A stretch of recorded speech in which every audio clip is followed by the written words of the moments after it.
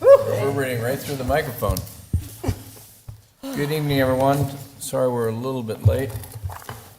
We'll start the meeting at 6:03.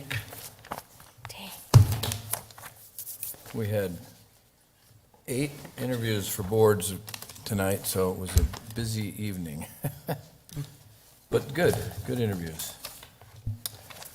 Tonight is our study session, and we have 2 presentations, one from Human Resources, or both from Human Resources, one on the proposed personnel policy amendments, and the other on the drop and extension and ESI contract. So we'll start with the first item on the agenda, which is a presentation and discussion on the proposed personnel policy amendments. Scott? Mr. Mayor, members of the council, thank you for the opportunity to speak to you tonight. We try not to bring personnel policy amendments to you very often, and so when we see something that may need to be amended, we'll hold those things. And we had a package last year that was fairly significant, but we have some other issues that have come up and some cleanup things as well. And so this is a package that we put together that we hope to be able to bring to you at a future council meeting fairly soon. And so I've provided you a summary on the cover and then the specific policies that the deletions line through and the additions underline. So what I'd like to do is just to run through them and answer any questions that you might have if I could.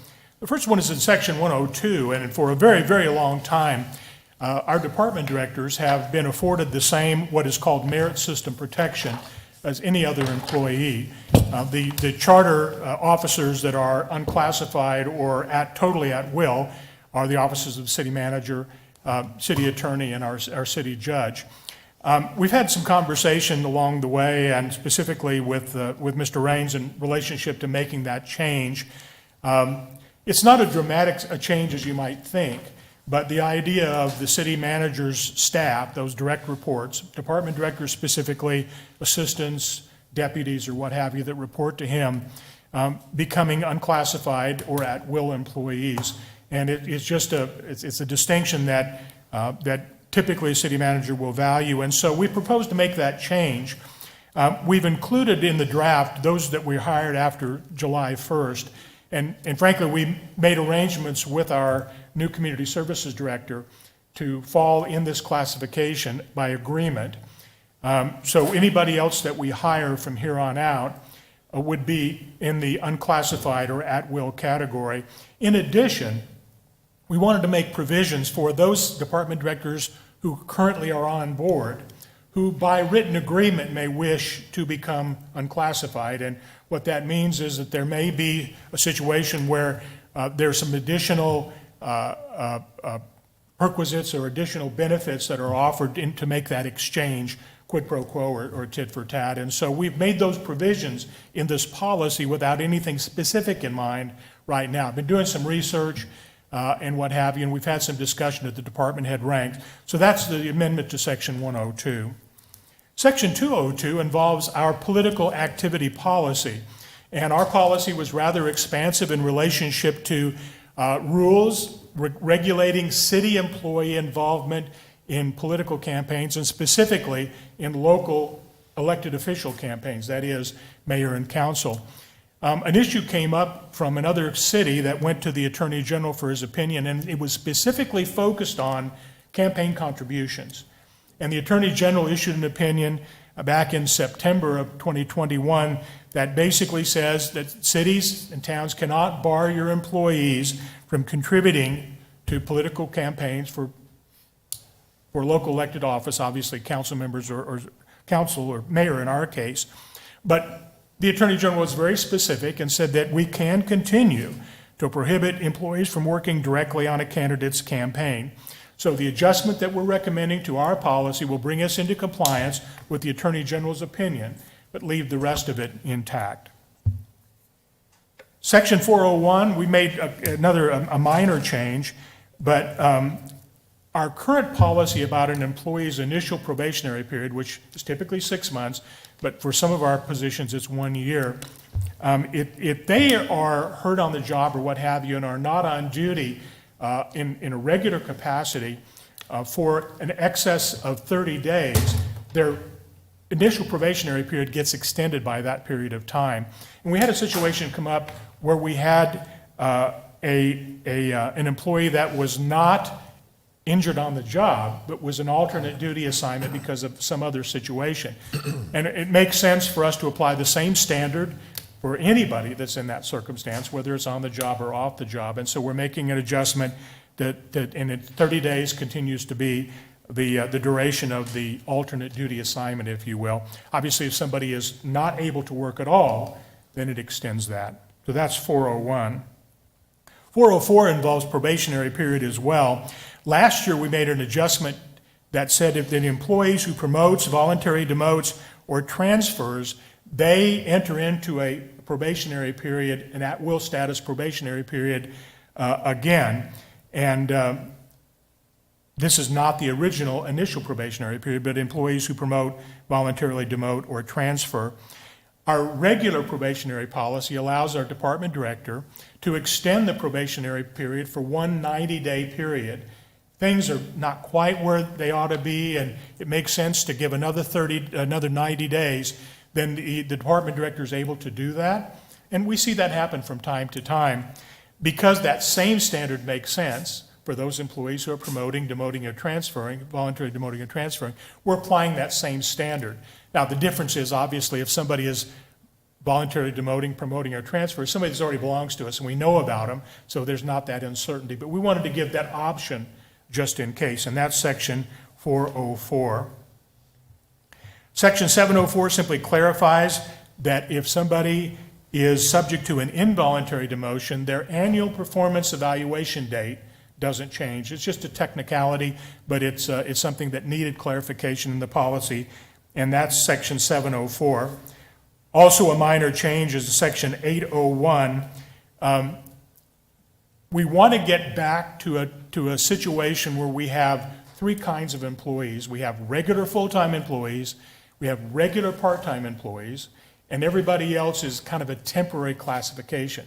And it's not unusual for us to have, quote, temporary employees who work for us for a very long period of time. But those are employees who don't get prorated benefits, they don't work set hours, maybe seasonal in nature, what have you. But we have an employee who regularly works a 20-hour schedule. We want that employee to get prorated PTO, prorated holidays, and somewhere along the way we kind of got away from that. So we want to get back to that. It brings some better clarity in a lot of ways, particularly in terms of when we're identifying those positions that have been approved to fill by council, and it brings some clarification for that. So we're making a minor clarification in our holiday policy that gives that clarity there, and we'll be moving. We're working with our department directors. There's only part-time employees in a few of our departments, and we're working with them to be able to get this thing back to where we want it. Section 808 changes some of the language in the information that we require when an employee is absent for medical reasons under Arizona state law, the Arizona Healthy Families Act, as well as when they're returning after an absence. We've learned through COVID that it was not practical for every employee who was off out for more than 3 days to be able to get a doctor's excuse. That just wasn't happening. And against the possibility of that maybe happening again, and how it actually worked, with the idea that employees do get in situations where they're not going to a doctor. Telemedicine they can still get an excuse, but it makes it a little more cumbersome.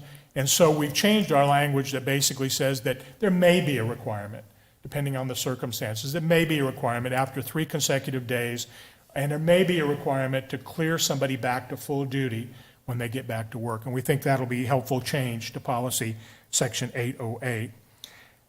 Section 809 relates to our bereavement leave, and we define family members once in our policy, and then we have policy reference to family members all the way through, and that includes bereavement leave. And it's been changed along the way between days and hours, and because of the differences in schedules, we work 8s, 980s, 410s, and 4896. And so because of that, we really needed to get back to expressing our bereavement leave in terms of days. And so this makes that change, and it makes it a little more practical in terms of the time that we're giving employees. So we're making that change to 809. Also, leave provisions in sections 813 and 815. You all, some of you were on the council when the city moved from a vacation and sick leave situation to the paid time off, PTO. At the time, employees were allowed to convert from vacation sick to PTO, but if you didn't want to, you were allowed to stay in the vacation and sick program. And that happened a number of years ago, and we still have about 40-odd employees who stay in the vacation and sick program. Obviously, employees have been around at least that long. And in terms of allowing employees to voluntarily donate leave time, the provisions were different. The language in our vacation sick policy didn't seem to allow donation from these folks over to the PTO folks or back. And there was also a different standard of that. And we also said that it had to be a personal catastrophic illness in order to allow donation. Well, we were also taught through the COVID program that that may not be exactly the right thing. And we gathered a number of policies and looked at what others were doing. And so what we've done is we've taken away catastrophic injury or illness, and we put in serious health condition. Fact of the matter is that the Family and Medical Leave Act, the federal law that grants 12 weeks of paid or unpaid leave time under a variety of circumstances, that's been an accepted concept under FMLA for a very long time, serious health condition. And so we've decided that we're going to go with that. We're going to go with serious health condition definition in terms of leave donation. This program was conceived many, many, many years ago, and there was a lot of discussion at the time about whether or not we'd had lots of policies and safeguards, but the decision was made, this policy will police itself, and it has over the years. And so it's not used a lot, but certainly when it's needed, it's available there, and we have employees who are very generous to reach out. So we're bringing those two groups, the sick and vacation folks and the PTO folks, into harmony so that we can have donation back across. And it's hour for hour. We're not going to make the equivalency calculation, because when one side we were making equivalency calc, the other side it was hour for hour, and so we're bringing that into standardization hour for hour. So if somebody down here donates to somebody making more than them, it's still an hour, and vice versa. So that's the change on 813 and 815. And then finally in the appeal process section, it was just an oversight. We moved from the 5-member personnel advisory board last year to the hearing officer model and missed 2 references to the personnel advisory board. So we've cleaned those up. So that's the package we put together for your consideration this evening. All personnel policy amendments have to come for council approval, unlike administrative directives, which are vehicles of the city manager's office. So we would propose to bring this package to you at a meeting coming up here before too long. And with that, I'll answer any questions about this or anything else you have in relationship to personnel policy. Go ahead, Jeff. So Scott, just to clarify on the bereavement leave, you said that to be consistent, that if an employee loses a family member, is it 5 days off? It's 3 days for in-state, an additional 2 days of travel for out-of-state. So would that create a situation where a firefighter on the 4896, if they get 5 days off, they could be gone out of state for 13 days versus an employee who works 8-hour days could only be out of state 7 days? Is that, Larry's nodding. We've had that situation come up before, but the policy language, we do a conversion, as we do on a lot of our leave time, for that 4896 schedule, even when it was a modified Kelly, a 24-hour schedule. So 3 work days or 3 24-hour shifts. in case the fire service employees. Now, we did have consecutive for a while, consecutive days, but what we found was if you have out-of-state people coming in, and so you have funeral service to take care of today, and then maybe a week goes by, and so it didn't seem quite right, and it didn't really meet the needs of our employees to do consecutive, and so we don't have that in here. But we do make the conversion, so it's 3 24-hour shifts, because those work days in the fire department, those tour of duty is 48, 24, and let's see if I got that right. The tour of duty is 24, and they work a 48-hour shift, if you will. So we're defining for the fire department a 24-hour shift, which is half of what they do, represents 1 day. And they would get 3, not 5, They would get three 24-hour shifts, so it if they go out of state. 5. So it would be, depending on how it all worked out, they would get the 2 back-to-back likely, or depending on the circumstances, and then 1 other 24-hour shift. And then if they had to travel, they would get 2 more 24-hour shifts. So they could have, for out-of-state travel, they could have a total of 5 24-hour shifts, which would fit in the circumstance that you described. Okay. Where a regular 8-hour employee would only be able to leave state for a week, basically, right? 5 days. 5 days, or the weekend would be 2 more. Right. And this does come up, weekends Councilmember Lavender, this come up from time to time when we're talking about equivalency. And it's really, really tough Take to vacation. achieve the equivalency, but Right. this is what we landed. PTO.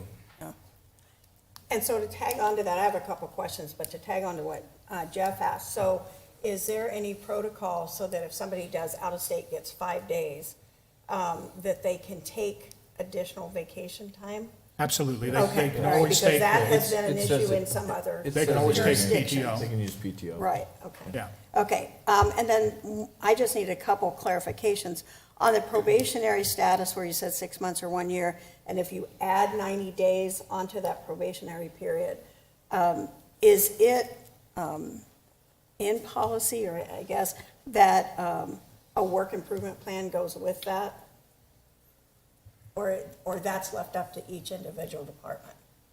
We don't have a specific form that, I think I've seen one floating around. It's a performance improvement plan. It's a PIP. It's usually very often called that.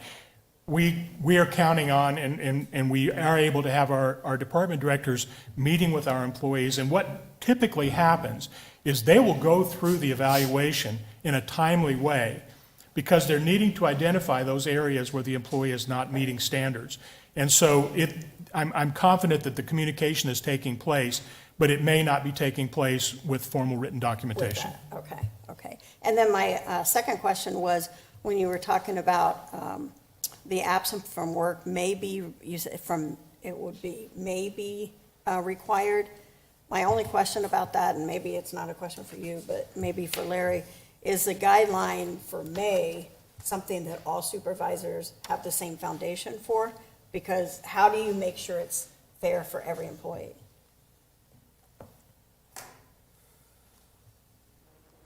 Mr. Mayor, Councilwoman McBride, the short answer is that there is additional work that we need to do internally to build consistency.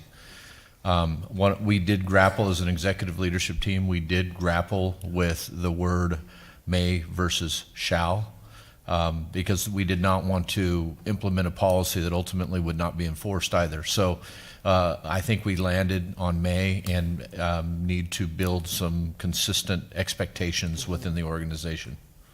Thank you. That's all. That's a good point, though. That's critical.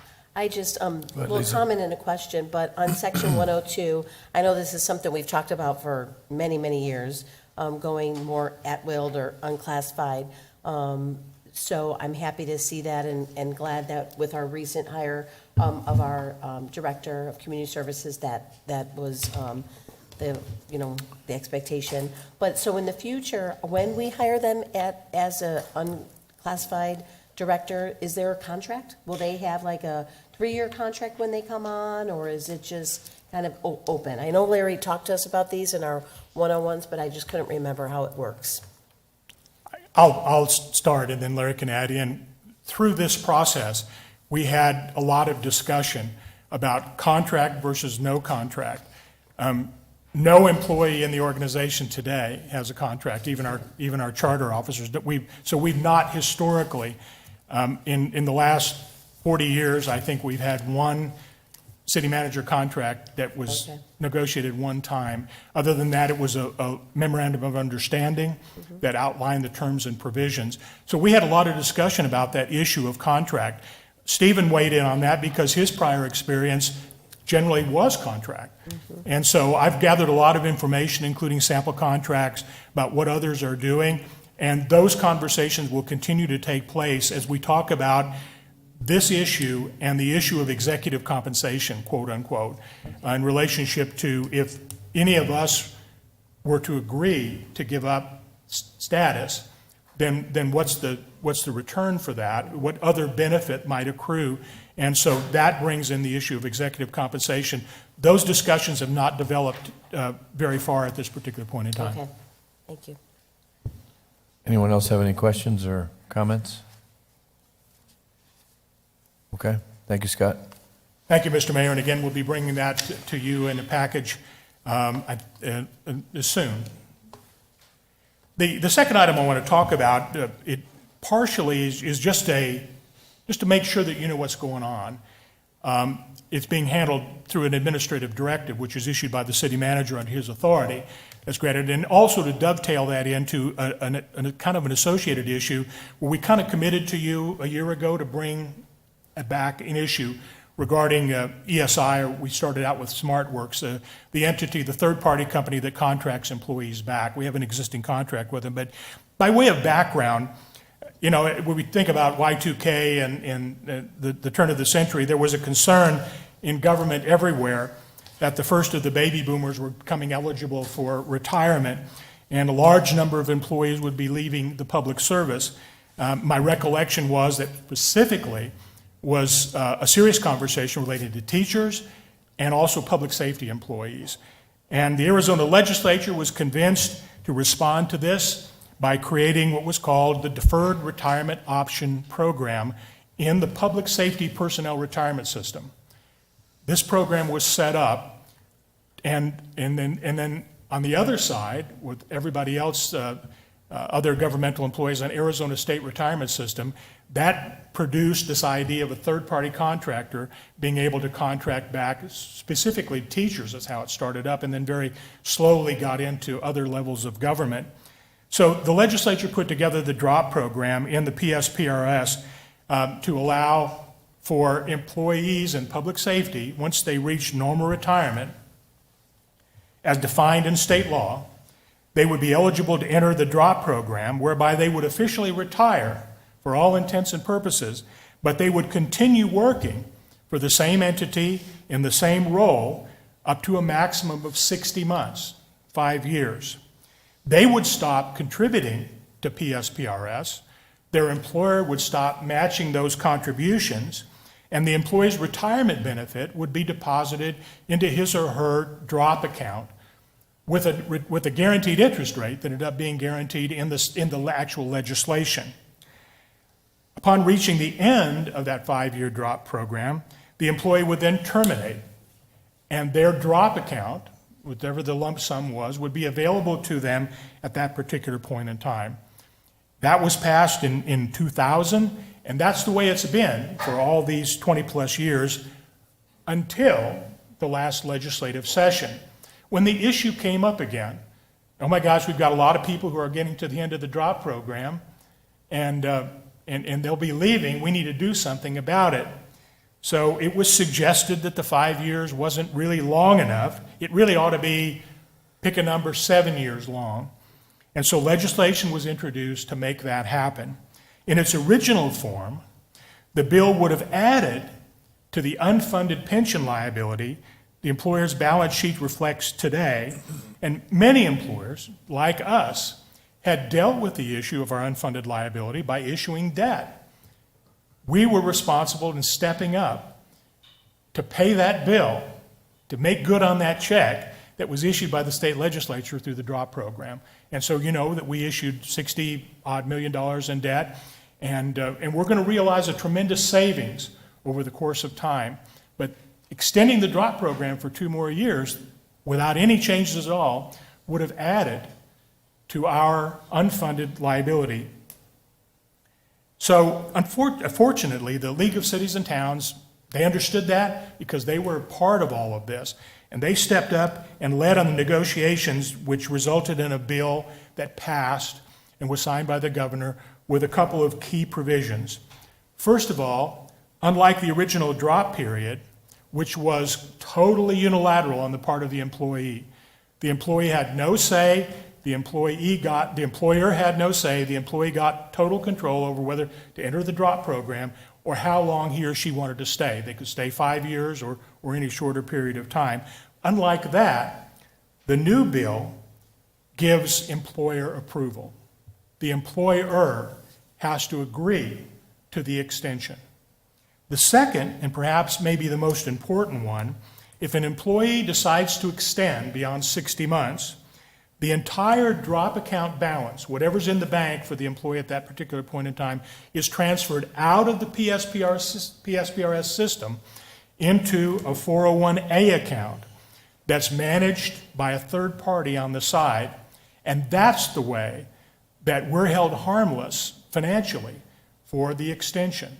So it was a good move. It achieved the goal and didn't add to the unfunded liability.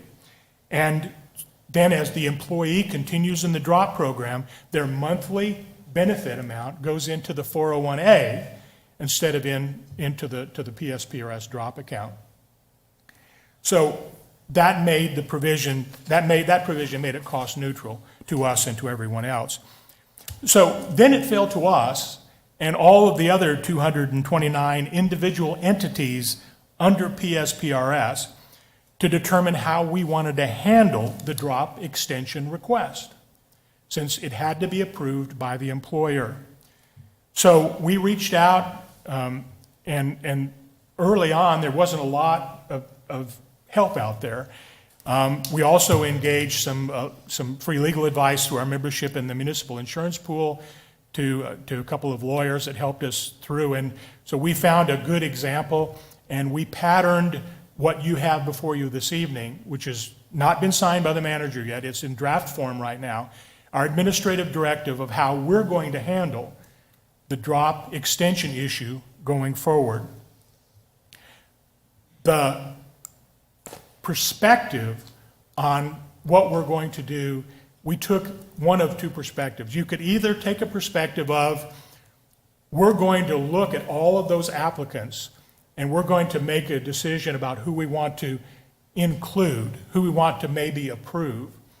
The other perspective, and the one that we took, is that everybody is going to get approved except those that might have these particular issues. And your draft shows there are 4 potential, not absolute, 4 potential disqualifiers that are going to be reviewed by the department and then ultimately by manager and HR. So it's a perspective difference between excluding everybody except those that we want to invite in, and including everybody except those that might be disqualified because of a particular definable issue.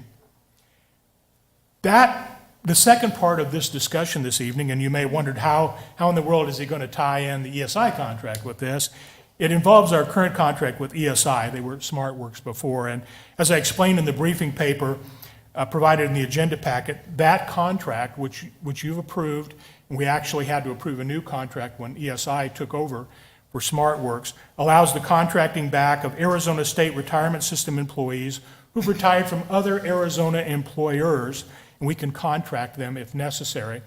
The law basically says that if you are reemployed, if you've retired from ASRS and you're reemployed within a year, okay, your benefit will be impaired. You can't do that. But if you're out for a year, and you lay out for a year and go fishing or go hiking in the mountains, after a year goes by, you can be reemployed by an ASRS employer without impairing your retirement benefit. So they have that year thing.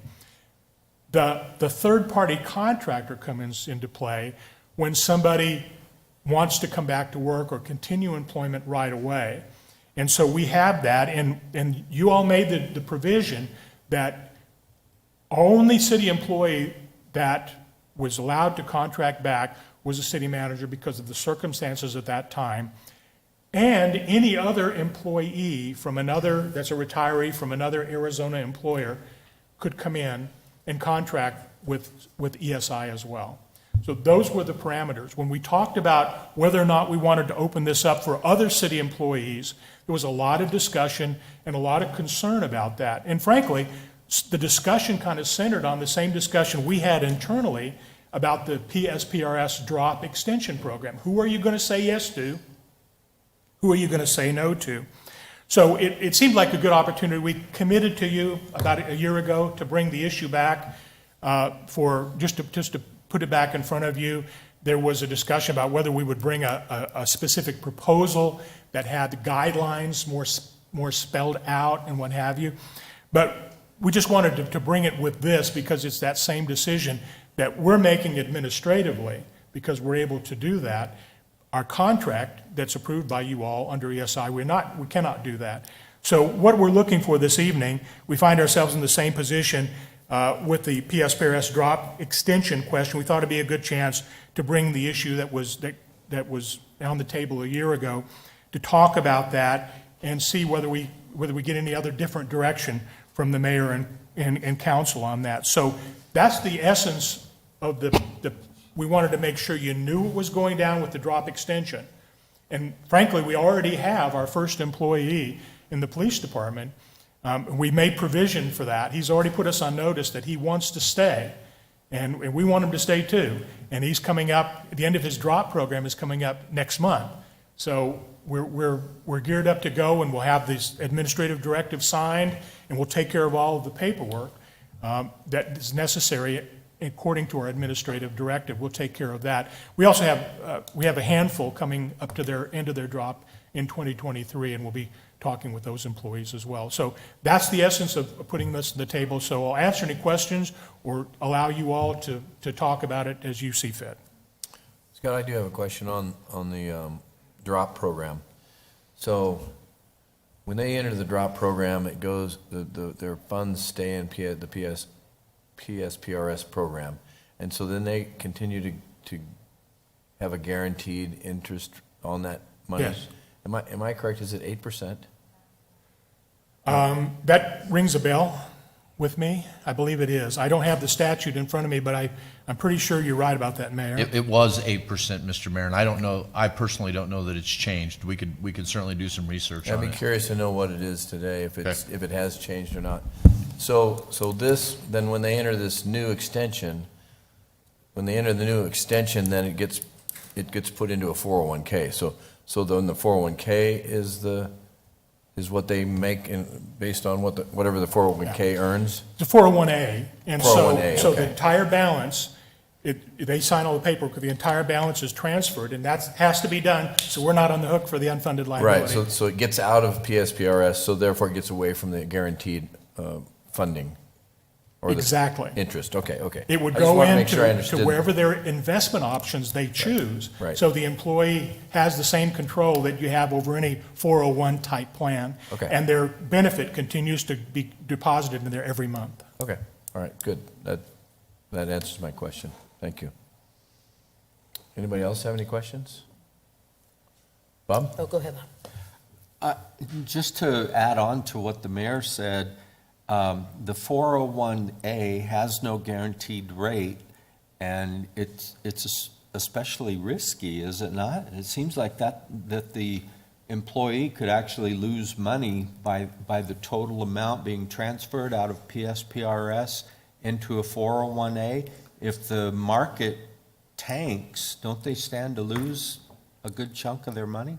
Councilmember Huddleston, I'm not an investment guy, but that's if somebody wants to stay for 2 more years, that's the risk they're going to take. I think, Bob, there's options too that they have. They have a can high pick what risk, they medium want. risk, and Yeah. low risk. So Yeah. they can go just straight money market if they wanted to. I think I understand, but nothing beats that guaranteed rate. That's, Yeah, well, that's why we were in the hole $60 million too, okay? So- Okay, I There's no understand. guaranteed rates in the market. And, Go ahead, Lisa, I'm sorry. and thank you for giving us a recap on the DROP program and how it started. And of course, you know, when you talked about, you know, it started with public safety personnel as well as teachers, because there was a shortage, and there continues to be in those areas. So, you know, I understand that and the need in the DROP program. I'm going to kind of go to your question on the ESI contract, and I do specifically remember these discussions, and I was really active in these discussions, and I'm gonna still stand on, I like to see where we are now, continue. You know, of course, we extended it, you know, with Larry, but my concern is if we offer this to all employees, I worry about never being able to, not never, that's a strong word, but where are we in developing our employees and succession planning and getting new blood in positions? If we continue to bring people back on a contract basis, then, you know, what about those people that are below them? So I'm concerned with that. I don't like it, you know, broad opening. Now, if it's something that the city manager wants to use at his discretion, because I understand there's been a couple positions that we've struggled getting people in, you know, to apply because of some specialty areas, and if that's something, you know, we feel we need, but I'm just still not real comfortable opening it up, because I really think we need to develop within too and bring people up into positions and have them grow. So I would prefer to use it at his discretion on an individual basis. Because I think that's one of the questions you're asking, if we want to And continue. is that where we're at today?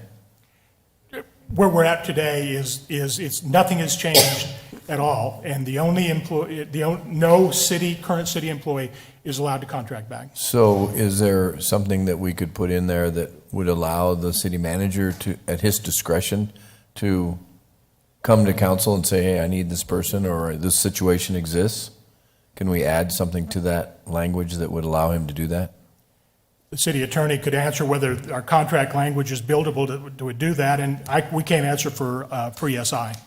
Yeah, you know, we certainly can't answer for the company itself, but they do it for other entities, right? So I don't think that they would have an issue with contracting, because we're essentially going to tell them who can be on there. What we would need to do is change the authorizing resolution that we did with ESI, because that limited the scope of that. Right, So right, we because it certainly was have the pretty, ability. it was pretty black and white, it was just for city It manager. was. Correct. So, We and do I- have the but I- ability to mold it as you see Yeah, fit. and I think we should have that option. I think that in certain circumstances, if the city manager feels that he needs that option, then I think he should be able to exercise that. So maybe if you could maybe come back with some language on that.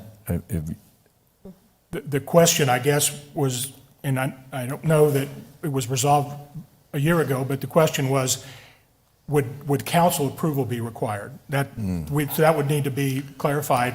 If the city, because it's really always at the city manager's discretion. So would the council, and there was discussion about whether council approval would be necessary. So that would be a part of it, what we would need to know. I'm going to leave that up to Lisa, because this is her deal. Yeah, Bob? I want to add on to what Lisa said. I totally agree. And my recollection of where we were as a group, and the others can disagree or not, but was that we didn't want to turn this into an entitlement program where employees were coming forward and saying, I want to do that too. Mm-hmm. That it needed to be based on a need identified by the city manager and an exception made for that reason. So I don't know if that helps in how we formulate it. Yeah, and I don't think all of us were in agreement on that one, though. Okay. I know I wasn't, so. And I do recall the conversations. It was passionate, and you know, and I understand, you know, where you all are coming from. But I would like to see the city manager have some discretion. And if we want to put the requirement on there, he needs to come to city council. I'm okay with that too.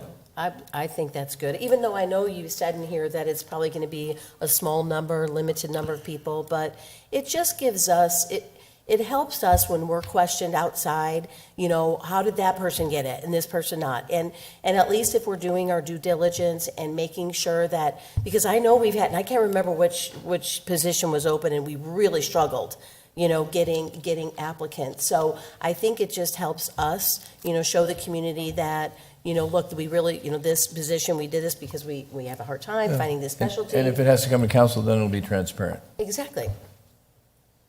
So, yeah, Matt, go ahead. Just say briefly, thank you, Lisa, for bringing it up, and Bob, I remember that as well at Larry's discretion through us, because we don't want people to think that once you get a job, you're going to be able to continue. Yeah, well, then that doesn't exist today. I Right know. now, it's just the city manager's position. So if, But we talked about having it for very limited. are we okay with giving direction to Scott to come back with, and Brett, come back with some language that might include, or that would include allowing Larry to bring, on a rare occasion, a need for a particular position? Yes. You guys are okay with that? I guess my concern, Mayor, would be the equality issue, and we really would defer to Brett. When you allow, I mean, I understand exempt employees allowing that benefit, but allowing some that are not exempt and others that are not, I mean, that becomes an equity issue, and are we not opening the city up for some, so I'd really like to hear, you know, as we get further along, your viewpoints on what's, you know, what's legal, because at the school district, they offer it to all employees. And we're trying to retain all employees, which is one thing I've heard loud and clear from our city manager recently, is recruiting of city employees has never been more difficult. So why would we want to close any doors at this point? Sure. And I think it's important to remember, we certainly would want to look at all of those, but we're not making any decisions tonight. It's Right. just a Yeah. Right. conversation and an update that staff had agreed to come. So Right. all of these arguments will be appropriate. You know, we'll take the feedback back, start to work on a Well, let's draft look at resolution. both languages, Larry. Let's look at a language that allows you to bring something forward to the council, and even to Mr. Lavender's side, which I kind of lean towards him, that you offer it to everybody, and you can decide as a business who you're going to hire and who you're not going to hire. Right? I mean, this doesn't mean that because you have a policy that you have to hire the person through the extension or through this ESI company, correct? Right. And really what it has to do with, the ESI is really deals with people who have reached essentially their 80 points, their natural retirement Right. within the state. Because today, as Mr. Barber, you know, pointed out, generally speaking, at least in the city of Casa Grande, you will pack up, retire, many and or times go to move another city. Yeah. Right? So, and that's how the current program is drafted here. But we'll certainly take that all under advisement, and I think look at, staff will bring a program back. It'll obviously be drafted in a couple of different ways, because I expect some lively debate, and we'll also look at the other issues, many of which you may want to speak with me independently, because giving legal advice in this forum is not always the best place for you to do that. All right, is that good? It is, and of course, the nexus to the DROP program was that the same principles, the same discussions, the same issues that we're talking about for ESI contract, they're mirrored. We didn't have a choice in the initial DROP program, but they're mirrored in the DROP, in the extension program. So it's it's more of our senior employees, we're talking about succession planning. Typically, it's going to be our senior employees in public safety that are eligible to the DROP program. So they're going to be our sergeants, you know, or corporals or what have you. So the same, I don't want to overstate it, but it's the same principle that we're talking about. We made a choice from an administrative perspective because we can, and that's what we wanted you to know about. And the other is strictly policy on your part, and we appreciate that. And that's the reason for the presentation. We'll do what Brett has suggested. Okay, Thank you. Thank All you. right. Great. Any other questions or comments? Okay. All right, seeing none, then our study session is over. This portion is adjourned, and we'll start at 7 o'clock sharp, our city council meeting. Thank you.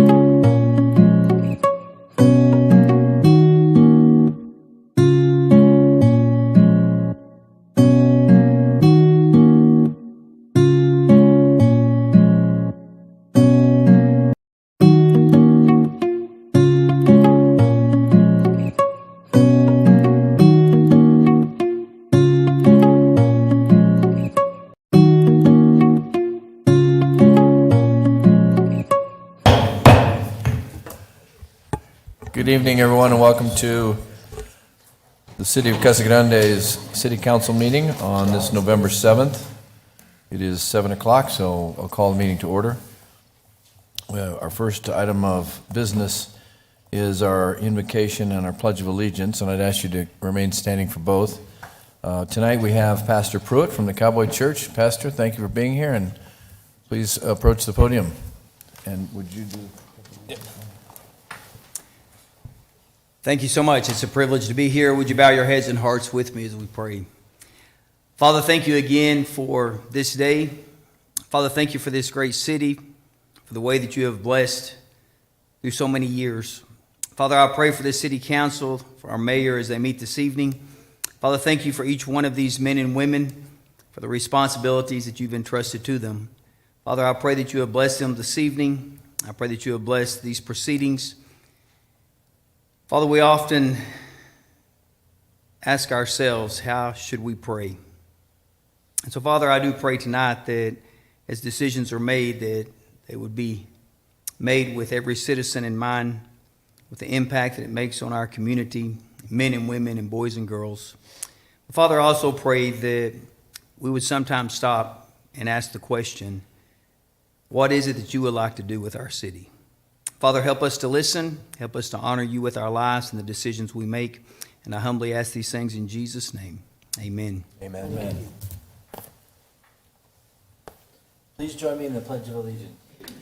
I pledge allegiance to the flag of the United States of America and to the republic for which it stands, one nation, under God, indivisible, with liberty and justice for all. Thank you, Pastor. Thank you, Matt. All right, let the roll call show everyone is here except for Mr. Powell. Would anybody offer an Move to excuse. Second. I have a motion and a second to excuse Mr. Powell from tonight's meeting. All those in favor signify by saying aye. Aye. Any opposed? All right, please mark him excused. The minutes tonight. Lisa, would you mind? Yes, Mayor McFarland, I move to approve the city council minutes for October 17, 2022, and accepting the minutes from the Casa Grande Fire Personnel Retirement Board, October 11th, the Casa Grande Planning and Zoning Commission, September 1st, and Casa Grande Youth Commission, September 10th, and the Community Service Advisory Board on August 25th, as presented. Second. I have a motion and a second. All those in favor signify by saying aye. Aye. Any opposed? All right. Unanimously approved. Next is item D, claims against the city. Matt? Oh, Mayor McFarland, I move to accept the claims dated October 12th through November 1st, 2022. Second.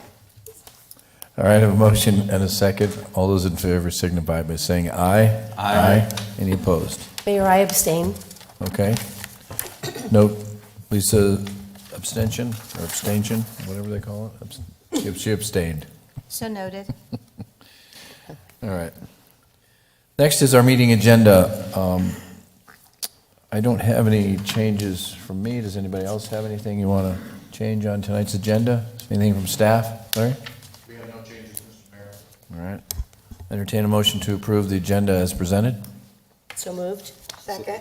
Motion and a second to approve tonight's agenda. All those in favor signify by saying aye. Aye. Any opposed? All right. No special presentations, so that takes us to consent agenda. All items listed with an asterisk are considered routine matters and will be enacted by one motion and one roll call vote of the council. There'll be no separate discussion of these items unless a council member or member of the public so requests, in which event that item or the item will be removed from the consent agenda and considered in its normal sequence of the agenda. Is there anything on here that anyone wants to remove from the consent agenda? Anyone from the public? Staff? All right, seeing none, then I'll entertain a motion to approve. Motion to approve as accepted. Second. Right, a motion and a second. Gloria, can I please get a roll call vote? Councilmember Lavender. Yes. Councilmember Huddleston. Yes. Councilmember McBride. Yes. Councilmember Fitzgibbons. Yes. Councilmember Herman. Yes. Mayor McFarland. Yes.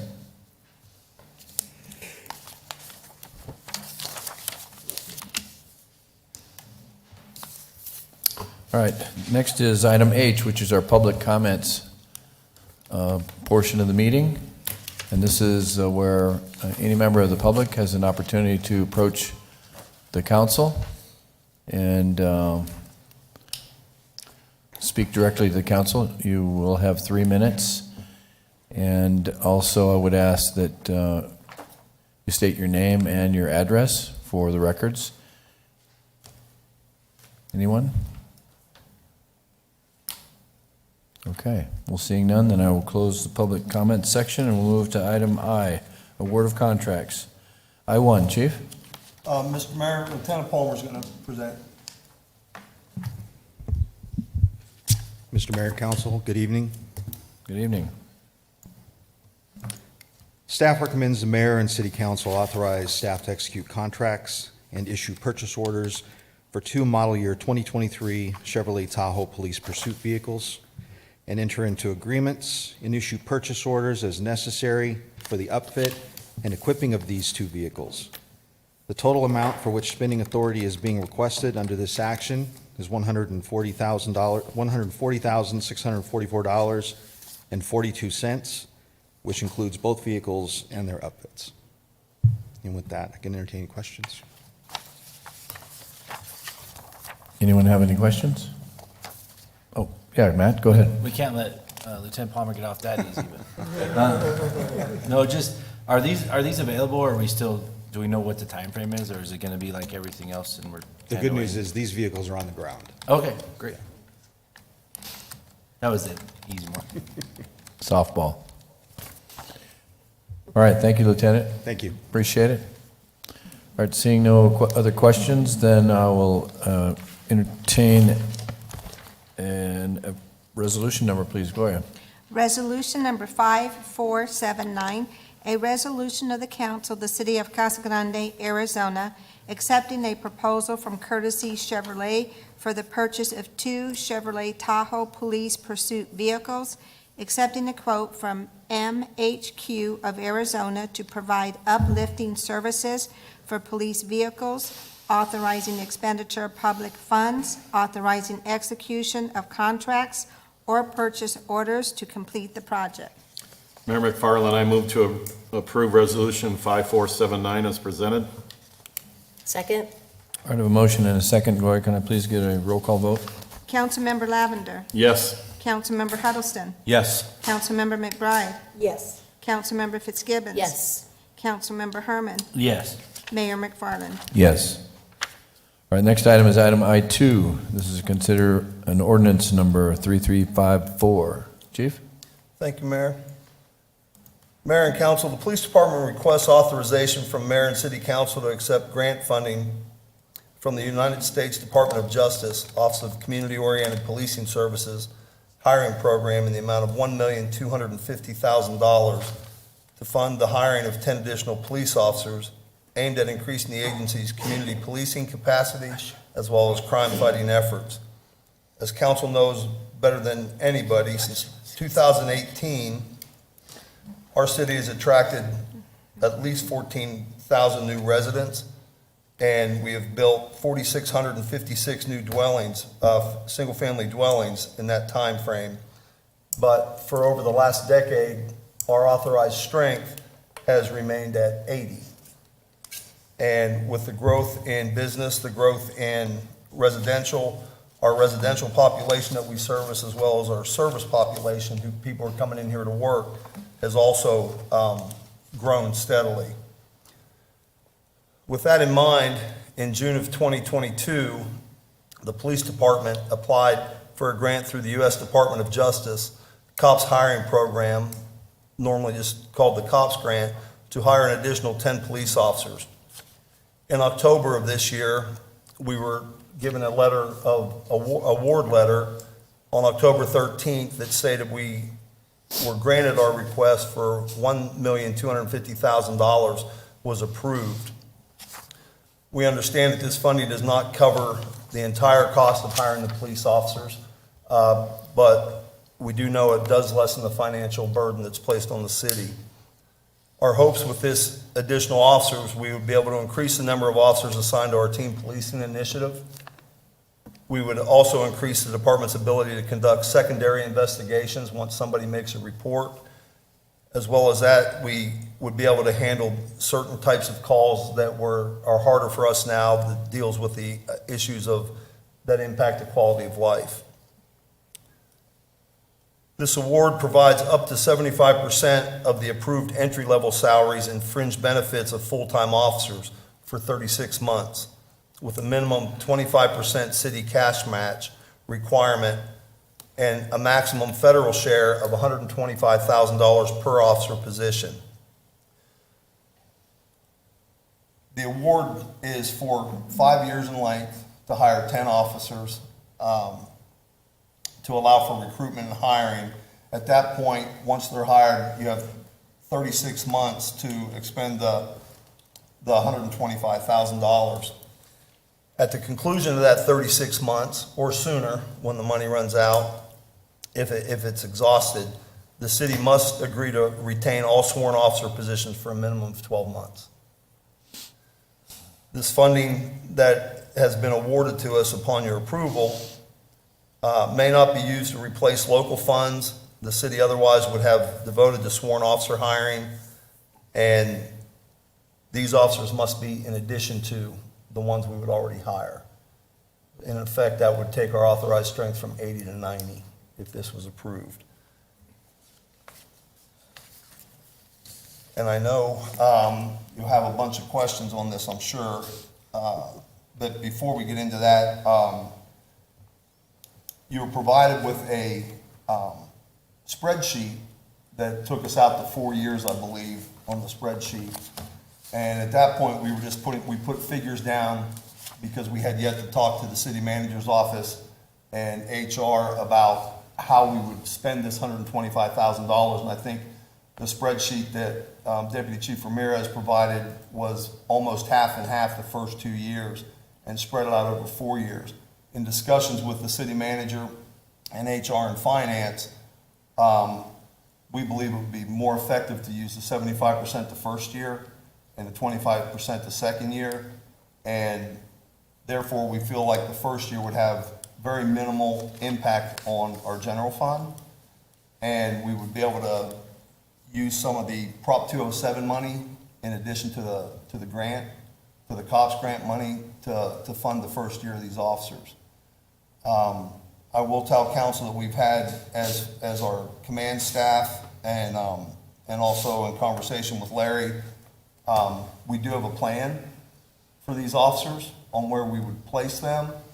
So we wouldn't just put them into a black hole. We do have a plan in our mind, depending on how soon we can hire, that where we would position these officers within the police department to better enable us to enhance our community policing, as well as do some projects that currently we would like to do, but we do it on a very, very limited scale due to staffing issues at times. So with that, Brian and I would be glad to answer any questions. Go ahead, Mr. Lavender. I just have two questions, Chief. The 36 months, does that start the date of hire or the date of completion of the academy? Date of hire. And if an officer were not to complete the academy or quit during those 36 months, do we retain the position and the funding for that position? The funding that was not spent yet, yes. Thank you, sir. Bob? Only comments, I can't tell you how exciting this is. I've looked forward to this for years, to make a major expansion of the department in the funded numbers. And congratulations to you and your staff. I know these grants are not easy to obtain and they're not easy to manage, but thank you for taking it on and bringing these numbers in. Well, that was Deputy Chief Ramirez submitted that grant, so. Thank you. That was his submittal. Yeah, congratulations. Good job. Matt? Thanks. I have a couple of questions. Are we gonna have to buy more cars and patrol vehicles, do you think, for this? We know that there's additional costs with adding staff, and the honest answer to that would be eventually yes. Okay, I mean, we can plan for it. And we've talked to that with the city manager as well as the finance director, and feel like that would, we have the DIF funding that would allow us to purchase additional cars for that. Yeah, and I'm okay. I just want to make sure that, I know you guys are preparing for that because that's gonna come up. And my big question, can you get 10 people right now? Well, and that's one, I'm glad you asked that, Matt, because one thing I wanted to tell council and the mayor that I didn't is we're still gonna be picky, Good. and we're still not gonna take 10 just to have 10. Honestly, I do think we'll get 10. We have, the grant is written in a way that you have 5 years to do that, and then you can ask for the extension for the 36 months on the pay. Obviously, we would like to fill those positions quicker. And the one question of how soon could you get your 10 people, if you got them, we are limited as to how many academies, how many seatings in academies. Obviously, we would like to do this sooner than later. But like the next 3 academies right now are January, May, and September. And we feel pretty certain we can get 10 quality people in the first couple year time frame. That's great news, because when I talk to people and tell people how many officers we have, that they're surprised at times that we don't have as many as people think we do, because they do a great job and they're everywhere. But I remember having a meeting with you a couple of years ago, and you had this plan for building our police department, and I want to thank you, and I guess thank Deputy Chief Ramirez for getting this grant, because we need the officers, and if we're going to get help paying for them for 1 year, 5 years, whatever, that's fantastic. So good job on that, and I'm excited to see your department expand and help serve our citizens, because that gives us time, as our city grows, that we can get the money budgeted and get more income coming in to keep those guys on, officers on, guys and ladies. So thank you very much for putting this together. It's exciting. Mayor. Donna? Yes, congratulations. Just for clarification, when you say new officers, these cannot be laterals from other departments, have to be brand new that go through the academy? They can be laterals. Okay. And so that would be more cost effective for us because they've already gone through the academy, correct? It could be. Good answer. Councilman McBride, it would depend on what level they are brought in. I know that with the Prop 207 money, Angels has been using that for personnel costs for people in the academy. So a lot of that would depend on what level they are started at. It would be quicker. Right, right. And then the other side to that is that, when you talk about internally, taking care of all this, is it going to put more of a strain on your staff that you already have to bring on 10 officers at once like that? I mean, and to handle that grant, because we know how much time it takes to handle a grant of that magnitude. Sure. So right now we have 9 on FTO and we're handling that just fine. So I think we can handle 10 similarly as well. As far as the management of the grant, we're fortunate to have Mary Allen on our side. That helps us out with that. So between the police department staff and Mary, I think we're going to be fine. Thank you. Great. I just want to say congratulations, and let's see it happen. Thank you both. Lisa. And your whole department. Oh, Lisa, go ahead. I know. Well, ditto on everything, but no, I just wanted to say, because I know, Chief, you've been very patient, and I know you'll make comments here and there to us on how we need staff, but you really have been patient, and the last few programs you've brought to us, you've made sure that it's the right time. And so I appreciate Deputy Chief Ramirez on getting the grant, because obviously it makes it easier for us to approve 10, officers, even though I'm with you, I'm excited about it, I think we need it, you guys do a great job, but it's just gonna offer better, service to our community. So I just thank you for your patience and pushing this forward at the right time, and this really is the right time. But my question too was hiring those 10 officers. I noticed, and I don't think we haven't done anything, but I noticed some of the other cities are doing incentives and, some type of signing bonus or anything like that. Are you finding, you don't really need to do that? I mean, you're finding you don't really need to. You're getting the candidates that you need. We, first I'll go back and address your first part. I have a boss that is easy to work with, but he does stress patience. For a while, I thought that was my middle name. So we've worked really well with Larry on this over the last couple of years, and he deserves a lot of credit for where we're at today. As far as incentive bonuses, I think our command staff, pretty much, we want people that want to work in Casa Grande. And I don't want somebody that wants to come to Casa Grande for $7,500. Because once that money's spent, they're in Casa Grande. And then they're our problem. So we have not had, we've been really lucky lately, and I think the way we go about it, and the way we recruit people, and the way we bring them into our building and invite their wives to tour our building and bring them in and have one-on-ones with them and talk to them, has great value.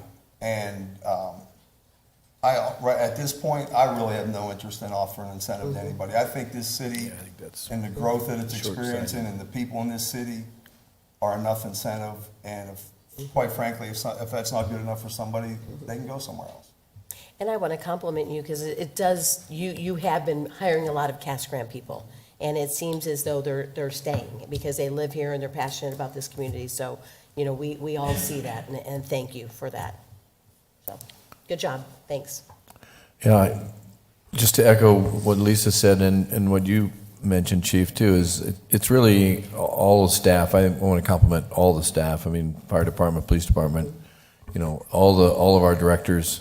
You all constantly do an amazing job, from the planning to community services to streets. So it's really a team effort. And Larry, kudos to you for being a good leader and having some good people working for you. So just want to say thank you and keep up the good work.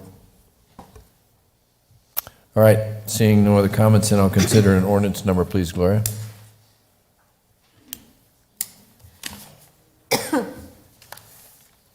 Ordinance number 3354, an ordinance of the council of the city of Casa Grande, Arizona, authorizing and ratifying the submission of a grant application with the U.S. Department of Justice on behalf of Casa Grande Police Department, authorizing the city manager to accept grant funds from the U.S. Department of Justice for the purpose of the 2022 Community-Oriented Police Services Hiring Program, authorizing the city manager to execute a grant agreement with the U.S. Department of Justice, authorizing the city finance director to accept and disperse funds as necessary, authorizing additional positions within the police department, authorizing the transfer of budget authority, and declaring an emergency.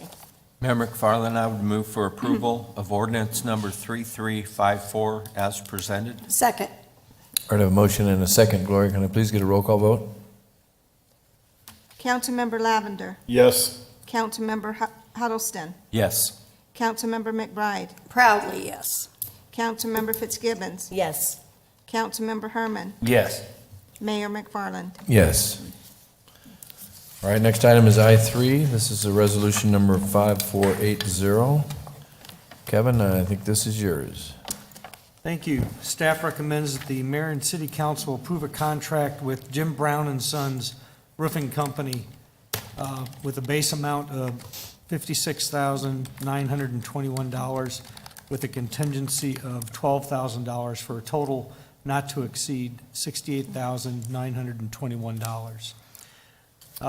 The roofing underlayment at the City Hall has reached the end of its useful life, and through a detailed evaluation process that the proposed contractor went through with the roof, really identified what we needed to do to get the roofing system back to a level where we can have at least, in this case, a 5-year warranty with the workmanship, but the materials that they're using has a 30-year warranty on it. So it's time to do a little roof work here at City Hall. We are asking authorization to go through the statewide job order contract process with the state of Arizona through the Gordian Group, and that's the process that we use to procure Jim Brown and Sons Roofing Company, LLC, for this project. We originally did budget just over $114,000 for this project, and at that time, we didn't know the scope of work, but now we've got the scope of work based on their evaluation. So with that, I'd be happy to answer any questions. Questions, anyone? I got a comment. I was a little concerned there wasn't a bid for this for local contractors, but I actually called on one of our local contractors, asked him about it, and he says, it's pretty technical work, this part of the building, and Jim Brown and Sons is a very good company, and he said, good price, everything, so there's not a concern, so thanks, Kevin. But he said everything looks good with it. Any other comments or questions? All right, seeing none, then I'll call for a resolution number, please, Gloria. Resolution number 5480, a resolution of the council of the city of Casa Grande, Arizona, accepting a proposal from Jim Brown and Sons Roofing Company, Inc. for the City Hall roof repair project, authorizing the expenditure of public funds and authorizing execution of a contract with or purchase order to Jim Brown and Sons Roofing Company, Inc. Mayor McFarland moved to approve Resolution 5480 as presented. Second. Motion and a second. Can I please get a roll call vote, Gloria? Councilmember Lavender. Yes. Councilmember Huddleston. Yes. Councilmember McBride. Yes. Councilmember Fitzgibbons. Yes. Councilmember Herman. Yes.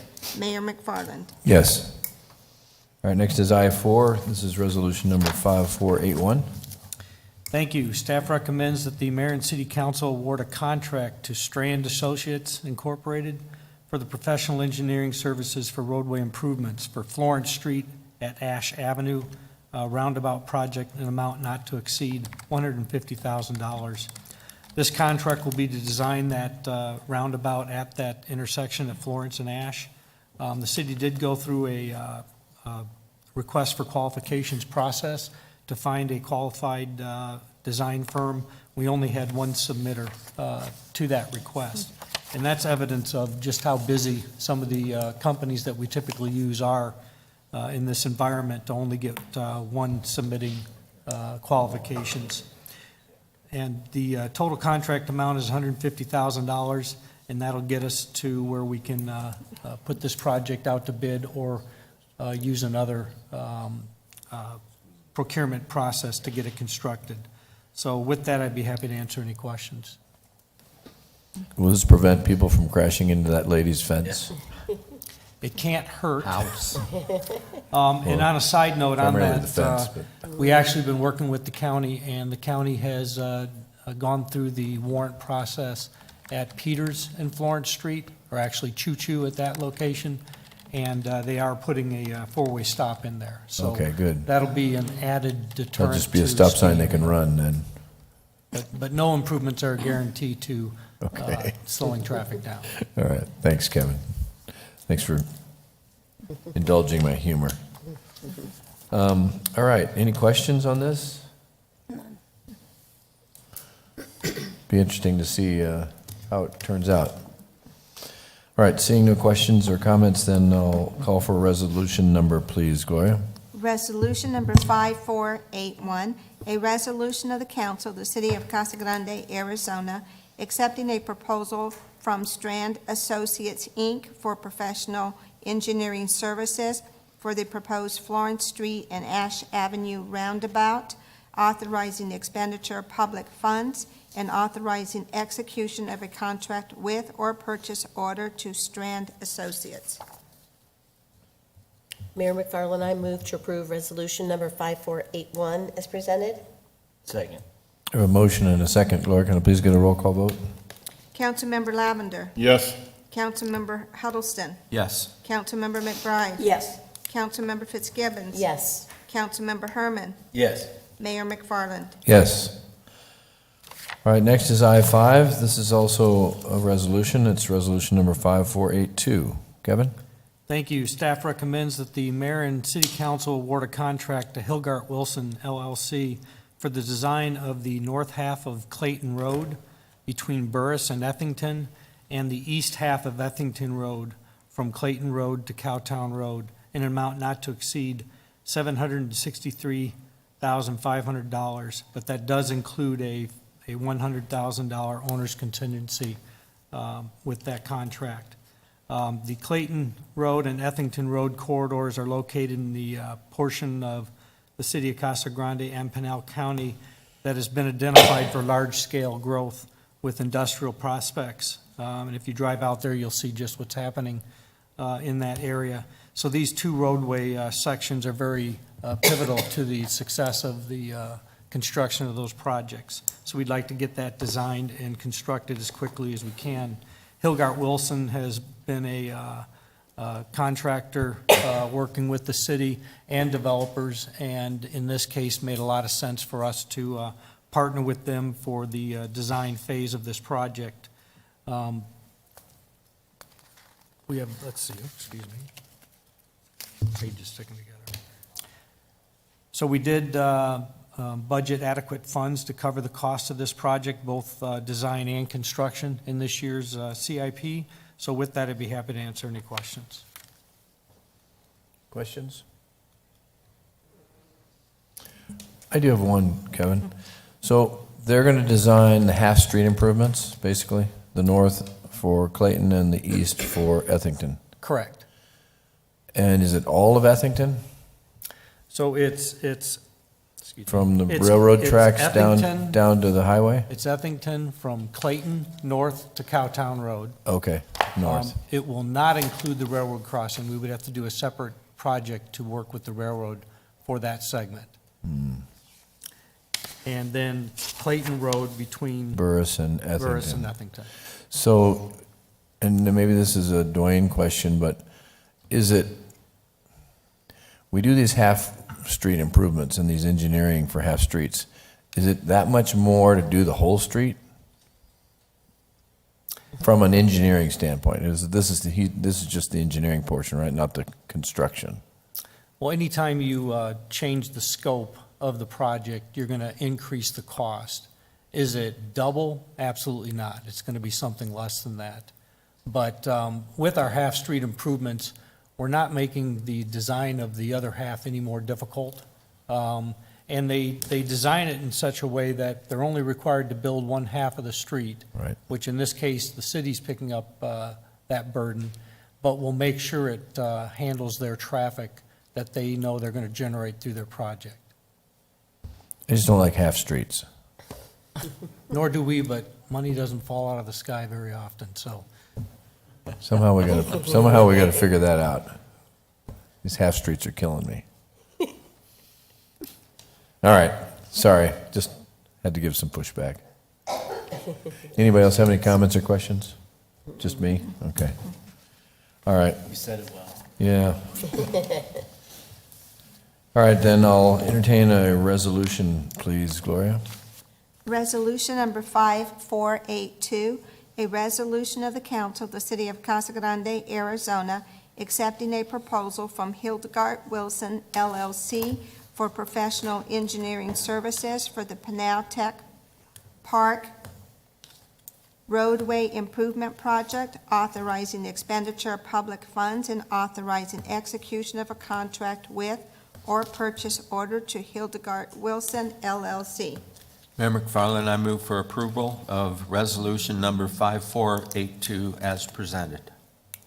Second. I have a motion and a second. Gloria, can I please get a roll call vote?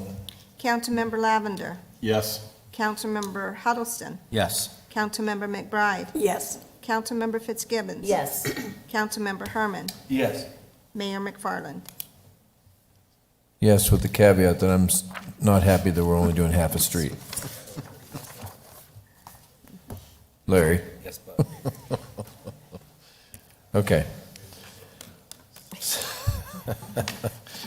All right, next item, which actually is our last item, is item I6. Chief, you're last but not least. Thanks, Mr. Mayor, Council. I want to talk to you guys about Resolution 5483. Fire Department staff is recommending to approve the award of a contract to Emergency Vehicle Group, EVG. That name should be familiar to you now. That's the same company that built Ambulance 1 and is building Ambulance 3. So this one will be Ambulance 4. And the important thing about this one is this will only be built and purchased by us contingent upon us receiving the CON. Okay. So if the CON, if we're unsuccessful in that process, this ambulance will be sold to some other entity, not us. And we won't lose any money or pay any money for it.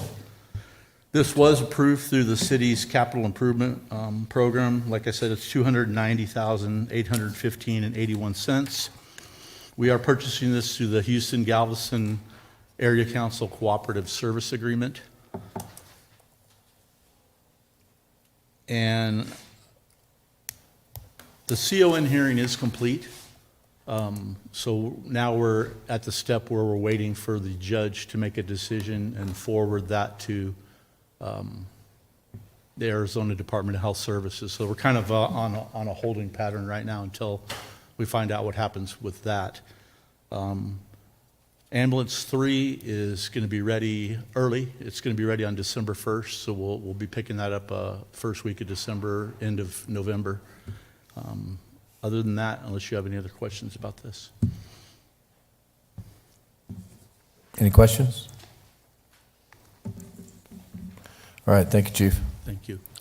Seeing none, then we'll call for resolution number, please, Gloria.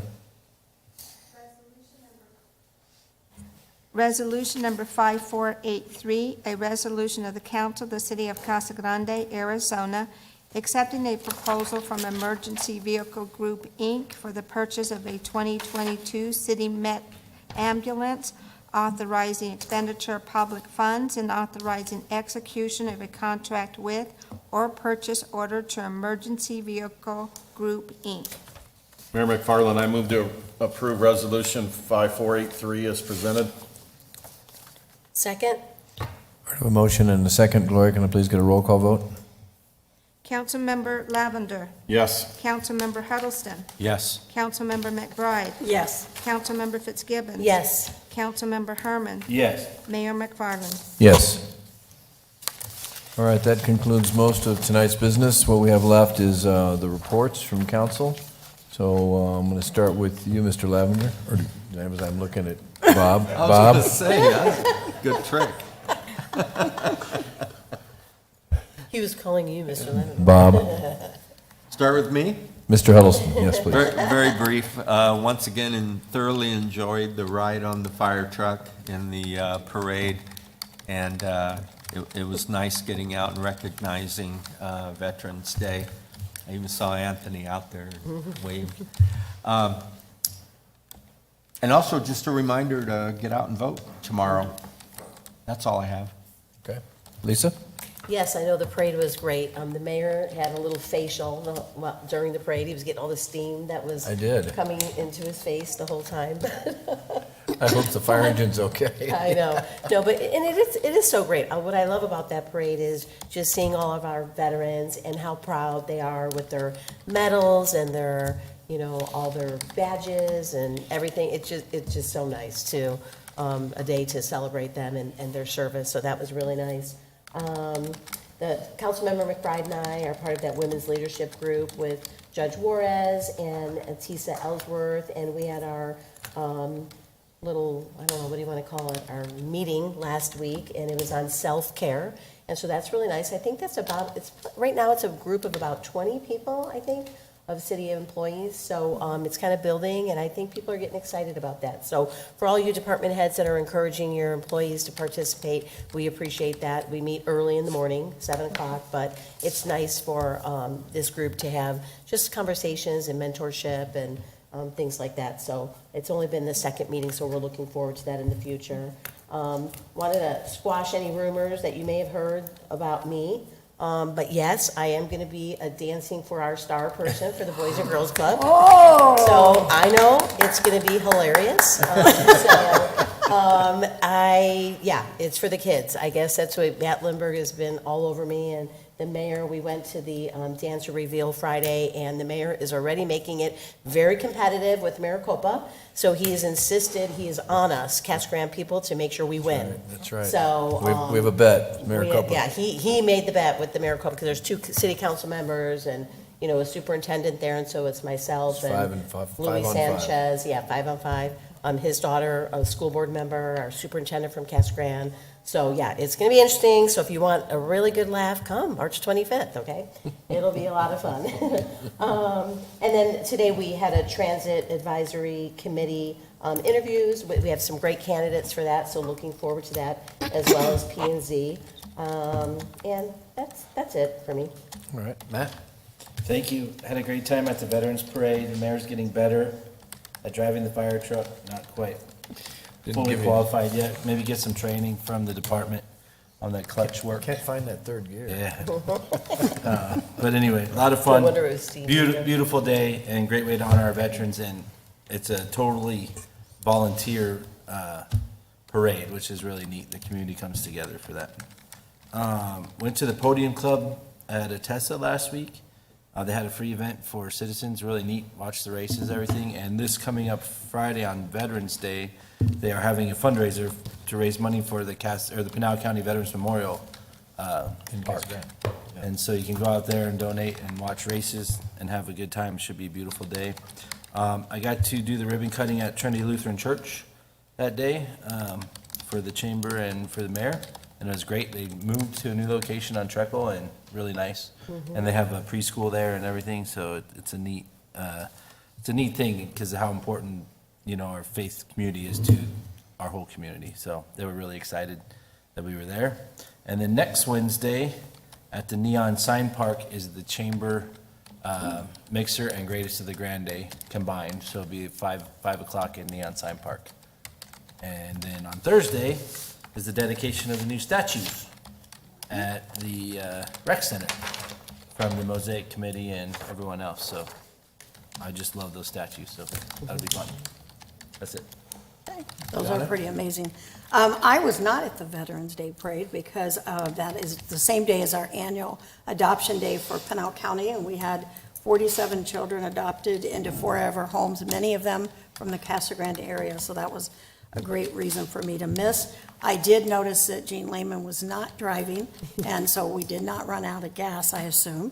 Also, just wanted to mention Gene Lehman's 90th birthday celebration that took place. Many of us were there, and it was really great to honor him and have some of the firefighters there, so that was nice. Congratulations, city staff, victim services from the city attorney's office. The children's event for the garden last week was just really great. Community service assisted with that. Chief McQuarrie was there, and it was just really nice to see all of the kids out there supporting the effort. And I will say that city staff, I know how hard it is when you have to have a plan B when once in a lifetime it rains in our city. They did an awesome job at working around that, and it was just really nice. So thank you for the invitation. That's it. Mr. Lavender. I wanted to thank the chamber for the community showcase they did. They did an excellent job. It was great to go out there and see our businesses showcased. And Friday was the Chamber of Commerce Day here in Casa Grande. It was a little cold in the morning at the start of their golf tournament, but it was a beautiful day, and congratulations. Mayor McFarland's team won with a score of 50, and the rumors are true. They did toss a couple balls in the hole, but it was legal in some of the fundraising they did. But congratulations, Mayor, on winning that tournament. My 2 sleeves of golf balls. Bragging rights, though. That's true. It's bragging rights for next year. Anything else? No, sir. All right. Thanks for embarrassing me, Jeff. I was reading something today, and I thought it was interesting, and I wanted to share, is that they've done an education study here in the state of Arizona, and based on the numbers of people and new jobs that are coming into the state, and based on our graduation rates of our high school students, I guess the average now across the state's only about 46% go on to college. And so they use that number, and then they use the number of jobs coming and the number of baccalaureate, or I shouldn't say baccalaureate, but bachelor's degrees that are needed. And we're going to have a deficit the next 5 years of 26,000 employees with bachelor degrees, a deficit, a shortage, not enough, annually for the next 4 or 5 years. So we're a bit of a, I'd say, emergency situation. So obviously that doesn't count importing new jobs and importing people, but that's still a big number. So we need to encourage our young people to go get that four-year degree, because there will be a lot of jobs out there available. The PRTA, which you all get to vote on tomorrow, well, if you haven't voted already, put out a press release this last week. And as the chairman of the PRTA, I wanted to kind of read a little bit of this just so that people know that there is a plan in place. So at our November 1st meeting, the Board of Directors of the Pinal Regional Transportation Authority approved a plan to work with Pinal County businesses and entities and the Arizona Department of Revenue, which is affectionately known as ADOR, to help recover transportation excise taxes that were collected between 2018 and 2022, to ensure that they are made available for transportation purposes in Pinal County. And if you haven't been following the Arizona Supreme Court decision this past, I think it was March, which deemed the tax as the transportation excise tax as being illegal, and that even though the voters approved it in 2017, it's not valid as a result. There's approximately $87 million of tax receipts that must be refunded. So the Arizona Department of Revenue has no idea how they're going to do that. That's the word I got last week.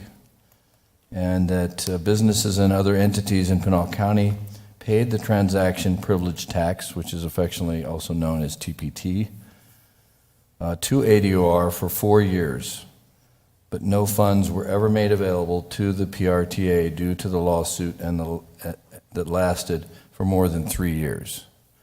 So that being said, under this plan, we are going to work with Arizona Department of Revenue, we as in the PRTA and a couple other entities, and give the option and request that the monies from the businesses be donated to the Central Arizona Governments, or the CAG, which is a legitimate 501c3 agency, and that then those dollars would stay in Pinal County and they would be used for transportation as they were originally intended.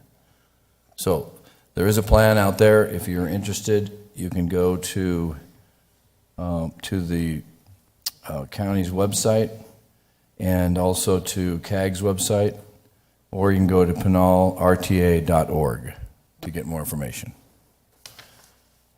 So it's a big deal, and so we're trying to figure it out, and but I wanted to make sure everybody was kind of up to speed on that. Veterans Day this coming Friday, there's a lot of other events going on. HOHP is going to do their flag raising at 11 o'clock, so if you want to go to that, it's down here, I think it's 102 Pinal Avenue? Florence. Or Florence, excuse me, it's on Florence. It's down right across, near downtown. That's right, Florence Street. Yeah, Florence Street and Florence Boulevard. So they're going to do their flag raising for their veterans event, plus there's some other activities that are going to go on through the day. And then also out at the Stadium Club, or the Podium Club, they're going to also do a Veterans Day event out there, and I'll be speaking at that. So Anyway, the lot going on from last weekend to this weekend. I won't go through all of it because most of you have hit it. I've got 2 more ribbon cuttings this week, one at Agape Hospice, and then also one at Throwbacks.